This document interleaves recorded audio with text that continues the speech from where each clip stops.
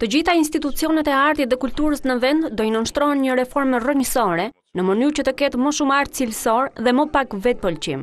Deklarata është bërë nga kryeministri Edi Rama gjatë prezantimit të Ilir Kernit në kryet e Teatrit të Operës dhe Baletit e Artan Shabanit në kryet e Galerisë Kombëtare të Arteve.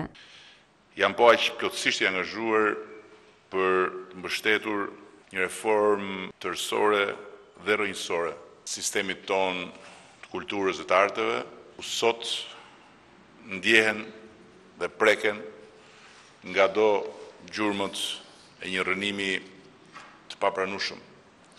Sikur mos ishit ju, politikat rrënuese kulturore gjithë këtyre viteve do kishin shkretuar krejt mjedisin ton të artit dhe kulturës. Ne do të hapim faqe të re të qeverisjes së kulturës dhe të institucioneve kulturore, për mbrojtjen e thesarit të trashëgimisë son kulturore dhe promovimin e talenteve, risive dhe vlerave bashkëkohore.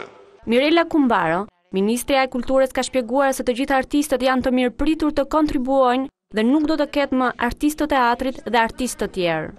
Kjo do të jetë vetëm koncepti i parë i një reforme shumë më të thellë që normalisht do të përfshi botën e artit dhe të kulturës, si në trashëgimin kulturor dhe të artit dhe të kulturës së gjallë, që do të përkthehet menjëherë jo vetëm në strukturat e brendshme dhe në politikën e brendshme të Ministrisë Kulturës, por në të gjitha institucionet dhe përfshi sot edhe atë të teatrit, të operës dhe të galerisë së arteve. Drejtuesit e rinj, të cilët kanë lënë vendet e tyre të famës dhe do drejtojnë tashmë 2 institucionet kyçe të artit në vendin ton, kanë shprehur angazhimin e plot për besimin që është dhënë.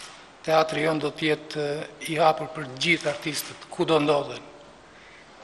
Dhe nënvizoj edhe këtë tjetrin që teatri operës dhe baletit do të jetë mbështetëse kryesore në lidhje me Kosovën. Falenderoj për besimin, falenderoj gjithë miqtë dhe le t'ja lëm punës detyrën time.